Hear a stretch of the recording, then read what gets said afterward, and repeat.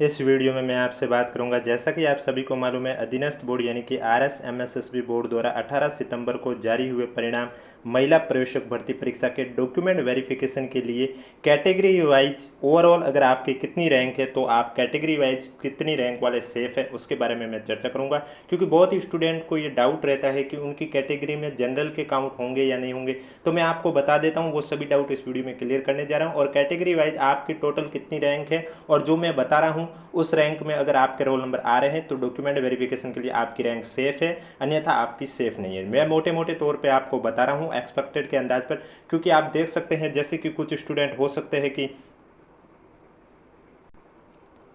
Roll number non TSP और TSP दोनों side है, तो उस वजह से ऊपर नीचे थोड़ा हो सकता है, लेकिन मैं आपको मोटे मोटे तौर पे बताने जा रहा हूँ। वीडियो पसंद आए तो वीडियो को लाइक करें, चैनल जरूर सब्सक्राइब करें, क्योंकि महिला प्रवेशिका की भर्ती परीक्षा के डॉक्यूमेंट वेरिफिकेशन को लेकर कोई भी अपडेट आएगी तो वो विभाग की ओर से या बोर्ड की ओर से जब भी आएगी आपको इस यूट्यूब चैनल पर देखने को मिलेगी। और डॉक्यूमेंट वेरिफिकेशन के लिए कौन कौन से दस्तावेज तैयार करने हैं इस पर मैं कल वीडियो ऑलरेडी बना चुका हूँ। अगर अभी तक आपने नहीं देखे हैं तो आप जाके हमारे यूट्यूब चैनल पर जाके देख सकते हो, जहाँ मैंने हर सर्टिफिकेट के बारे में भी बताया कि अगर आपका सर्टिफिकेट 1 साल पुराना हो गया है तो क्या शपथ पत्र के माध्यम से काम चल सकता है, अगर शपथ पत्र के माध्यम से काम चल सकता है तो कितने साल तक का हो तो ये काम चल सकता है। ये संपूर्ण जानकारी आपको इस वीडियो में देखने को मिलेगी, जिसमें मैंने आपको A to Z इंफॉर्मेशन बताई है। आप हमारे वीडियो जाके देख सकते हैं। वीडियो पसंद आए तो वीडियो को लाइक जरूर करें, चैनल जरूर सब्सक्राइब करें, और इसके अलावा अगर अभी तक आपने हमारा टेलीग्राम ग्रुप ज्वाइन नहीं किया है तो लिंक नीचे डिस्क्रिप्शन में दिया हुआ, आप जाके ज्वाइन कर सकते हो।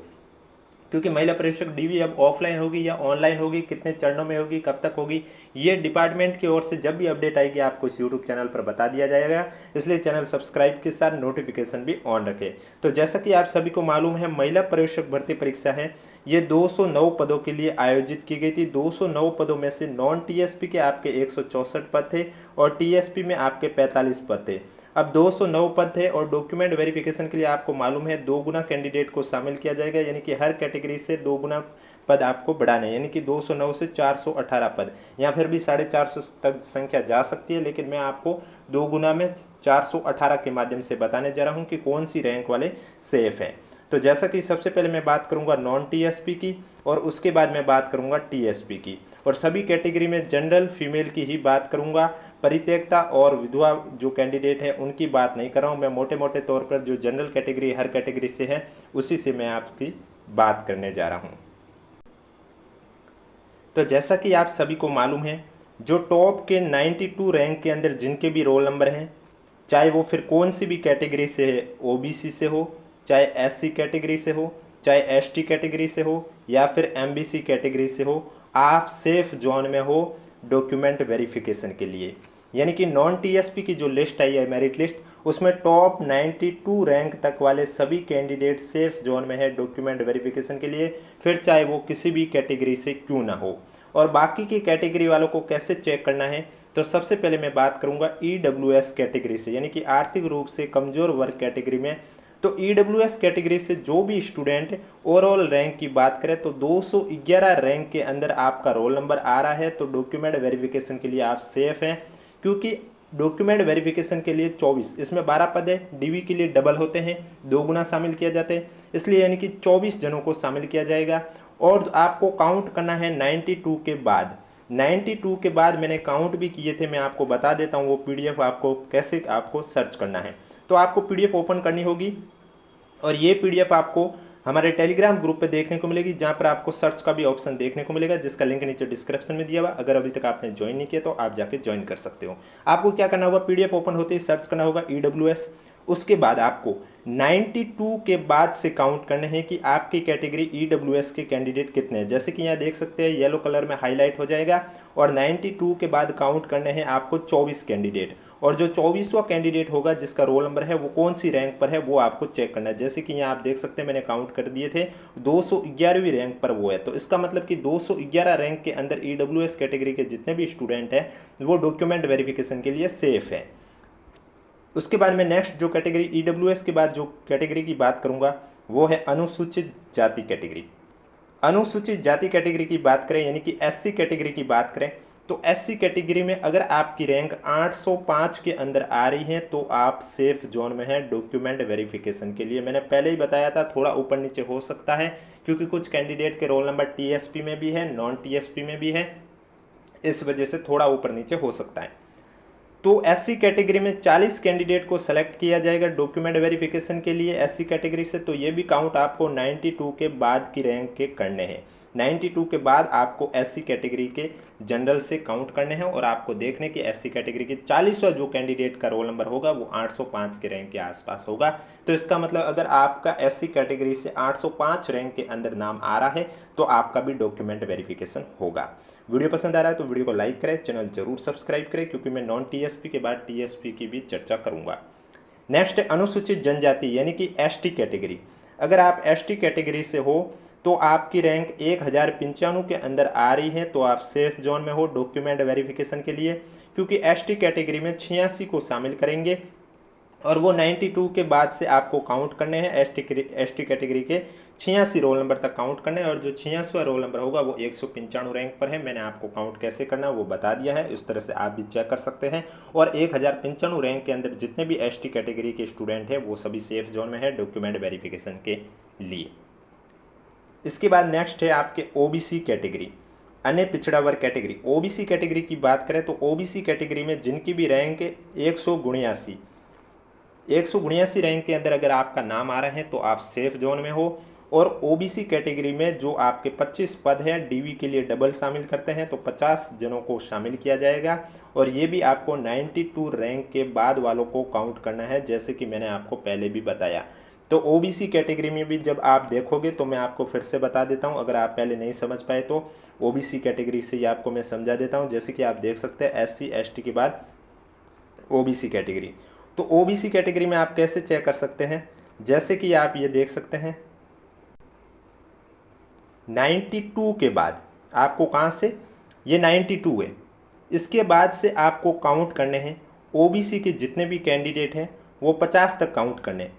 तो ये 179 जो रैंक है वहाँ पर आपके 50 स्टूडेंट कंप्लीट हो जाएंगे। तो इस हिसाब से ओबीसी कैटेगरी में 179 रैंक तक वाले जितने भी स्टूडेंट हैं वो सेफ जोन में हैं। ये थी ओबीसी कैटेगरी के बारे में।